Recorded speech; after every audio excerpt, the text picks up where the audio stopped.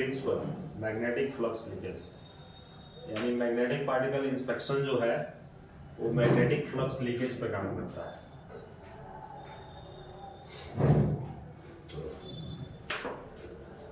Surface, सब surface और internal, तीन भागों में अगर जॉब को बांटा जाए तीन कैटेगरी में, यानी सतह, अंतः सतह और अंदर का, तो empty use for surface and सब सरफेस डिस्कंटिन्यूटी। एमपीटी का प्रयोग किया जाता है सतह के लिए और अंतः सतह के डिस्कंटिन्यूटी के लिए। इंटरनल डिस्कंटिन्यूटी इससे पता नहीं चलता है। फ्लक्स लीकेज होता कैसे है? मैग्नेटिक फोर्स इसमें हम अप्लाई करते हैं, line of force, magnetic flux उसको बोलते हैं, ठीक है। ये फ्लक्स ट्रेवल करता है, जैसे ही इसको डिस्कंटिन्यूटी मिलता है, जैसे ही डिस्कंटिन्यूटी मिलता है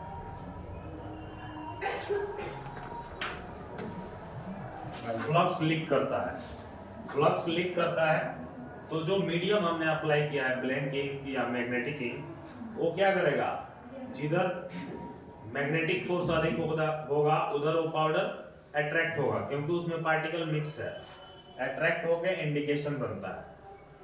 इस तरह से हमको डिस्कंटिन्यूटी का पता चलता है एमपीटी में। एमपीटी करने के लिए किन किन चीजों की जरूरत होती है उनको कवर करना जरूरी है। जॉब चाहिए, दूसरा हमारा स्वीकार्य मानक चाहिए, तीसरा इक्विपमेंट, एमपीटी मशीन की जरूरत पड़ेगी, चौथा मीडियम चाहिए। मीडियम में आपका white contrast black ink use हो सकता है।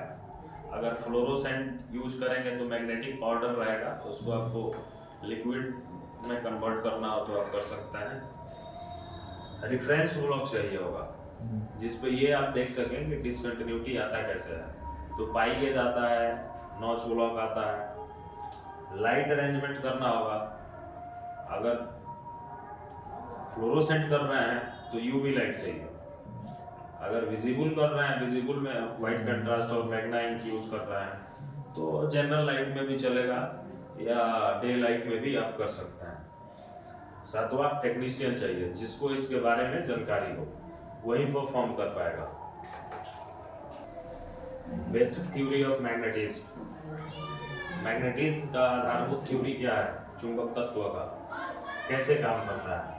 तो नॉर्थ साउथ हमारा दिशा हो गया, ये हो गया कार्य क्षेत्र, डोमेन यानी कार्य क्षेत्र, कैसे ये कार्य करता है, नॉर्थ और साउथ की तरफ ट्रेवल करता है, ठीक है। Under ordinary condition domains are randomly oriented, सामान्य अवस्था में, ठीक है, ये अपने आप अपना दिशा निर्धारित करता है। लेकिन जैसे ही हम मैग्नेटाइजिंग फोर्स अप्लाई करते हैं, चुंबक तत्व, चुंबकीय बल जब अप्लाई करते हैं तो क्या होता है, domains will form in A systematic रे, एक लाइन में आ जाता है और एक प्रॉपर क्लोज लूप का फॉलो करता है। तो जो यूनिट क्रॉस सेक्शनल एरिया बनता है इसमें 1 सेंटीमीटर का बनता है, यानी इसके और इसके बीच की दूरी जो है 1 सेंटीमीटर फिक्स हो जाएगा। जबकि इसमें क्या है, इसमें दूरी फिक्स नहीं है, वो अपने आप अपना दिशा निर्धारित किया हुआ है। लेकिन जैसे ही चुंबकीय बल अप्लाई करेंगे हमारा unit cross sectional area 1 centimetre पे फिक्स होगा और डोमेन्स अपना एक निश्चित लाइन में आ जाएंगे, एक दूसरे को कभी वो क्रॉस नहीं करेंगे, 1 सेंटीमीटर का दूरी बना के रहेंगे। Okay. Magnetic flux, the total number of lines present in a magnet. चालू करो। जब हमारा चुंबक में जितना भी लाइन ऑफ फोर्स अवेलेबल होता है उसको ही हम बोलते हैं मैग्नेटिक फ्लक्स।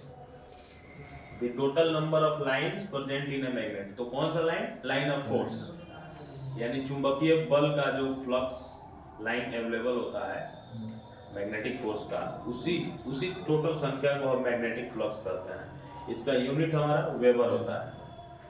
फ्लक्स डेंसिटी क्या होता है, number of lines passing through unit cross sectional area perpendicular to it.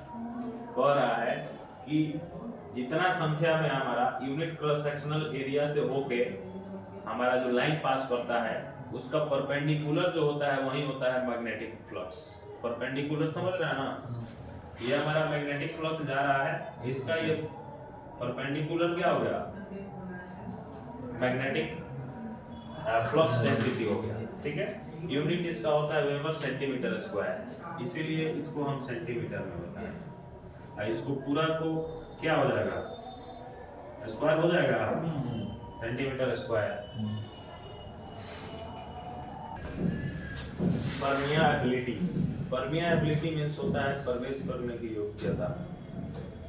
किसका प्रयोग, प्रवेश करने की योग्यता, मैग्नेट। और is with which material can be easily magnetised, आसानी के साथ जो पदार्थ हमारा चुंबकीकरण हो जाता है उसको हम परमियाबिलिटी कह सकते हैं। Material is divide in 3 parts in magnet, magnet में पदार्थ को 3 भागों में बांटा जाता है, बांटा गया है। पहला फेरोमैग्नेटिक मटेरियल यानी चुंबकीय पदार्थ, या लोह तत्व पदार्थ भी बोल सकते हैं, ठीक है। दूसरा पैरामैग्नेटिक मटेरियल, समचुंबकीय पदार्थ। और तीसरा डायमैग्नेटिक मटेरियल, विषम चुंबकीय पदार्थ। तो फेरोमैग्नेटिक मींस वह पदार्थ जो हमारा चुंबक के तरफ अट्रैक्ट होता है। पैरामैग्नेटिक मींस चुंबक की तरफ अट्रैक्ट तो होता है लेकिन हल्का हल्का होता है, बहुत ज्यादा नहीं होता है। विषम रिपेल्स करता हो, यानी जो अपने पास सटने ना दे, सटने पे क्या करे, झटका मारे, छोड़ दे, फेंक दे, उसको हम डायमैग्नेटिक मटेरियल कहते हैं।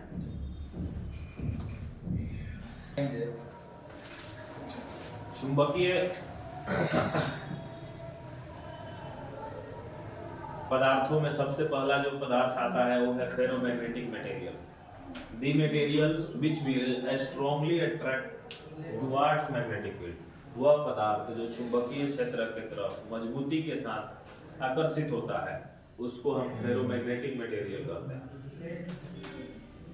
एग्जाम्पल के रूप में आयरन हो गया, कोबाल्ट हो गया, निकेल हो गया।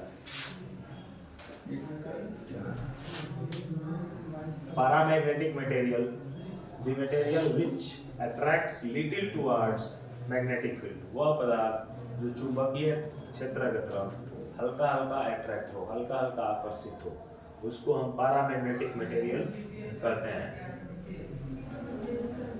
एग्जाम्पल क्रोमियम है, एल्यूमिनियम है एंड टाइटेनियम है। चुंबक लीजिएगा, एल्यूमिनियम में सटाइएगा, लगेगा अट्रैक्ट कर रहा है लेकिन जैसे ही छोड़िएगा गिर जाता है, ये प्रैक्टिकल ही है।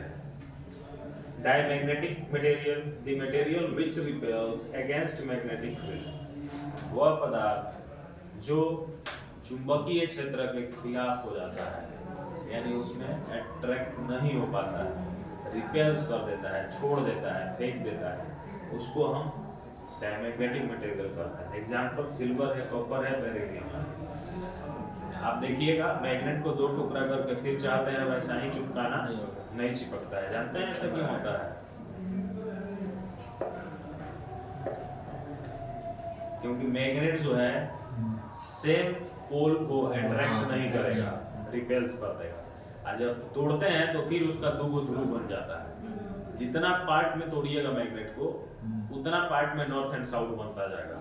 और जब आप चाहिएगा जोड़ना तो सेम जगह पे जोड़िएगा तो वो साउथ साउथ रहेगा, नहीं जुड़ेगा, अपोजिट होना चाहिए। जब नॉर्थ साउथ रहेगा तभी जाके आकर्षित होगा, नहीं तो रिपेल्स करेगा। प्रॉपर्टीज ऑफ मैग्नेट, चुंबक का गुण क्या होता है? तो ये हमारा साउथ हो गया, ये नॉर्थ हो गया। इन साइड में आप देखेंगे साउथ से हमारा नॉर्थ की तरफ जा रहा है, आउटसाइड में नॉर्थ से साउथ की तरफ ट्रेवल कर रहा है। तो magnet has 2 poles, north and south. चुंबक के पास 2 पोल होते हैं, 2 किनारे होते हैं, 2 ध्रुव होते हैं, जिसको हम नॉर्थ और साउथ में बांटे हुए हैं, यानी बोलते हैं नॉर्थ पोल और south pole. The line of force travel from south to north inside the magnet. जो चुंबकीय बल है उसका लाइन जो है इनसाइड द मैग्नेट, मैग्नेट के अंदर साउथ से नॉर्थ ट्रेवल करती है और मैग्नेट के बाहर नॉर्थ से साउथ ट्रेवल करता है। The lines of force will form a definite closed loop and never cross each other. Lines of force जो है उसका एक निश्चित क्लोज लूप होता है, एक निश्चित दूरी होता है, वो दूरी को कभी भी क्रॉस नहीं कर सकता है, आर पार नहीं कर सकता है। जैसे हमने दिखाया कि 1 सेंटीमीटर इसका होता है क्रॉस सेक्शनल के बीच में दूरी फिक्स, तो 1 सेंटीमीटर हमेशा मेंटेन करेगा, वो एक दूसरे को कभी क्रॉस नहीं करेगा, आर पार नहीं करेगा। Field strength will be maximum at poles, दोनों पोल्स पे चुंबकीय क्षेत्र जो होता है वो अधिक होगा। Decrease as the distance between pole increase, और ये घटेगा कब? जब पोल की दूरी बढ़ेगी, नहीं बढ़ेगी तो वहां पे चुंबकीय क्षेत्र ज्यादा होगा। The line of force will flow least resisting medium, जो लाइन ऑफ फोर्स है मैग्नेट का वो ऐसे पदार्थ में ज्यादा एंट्री करता है जो लीस्ट रेसिस्टिंग मीडियम हो, मतलब जो चुंबकीय क्षेत्र को कम अवरोध करे। ठीक है। Unlike poles attracts, like poles repels, और समान पोल क्या करता है? आकर्षित करता है एक दूसरे को, और समान पोल्स एक दूसरे से भागता है, रिपेल्स करता है, फेंकता है।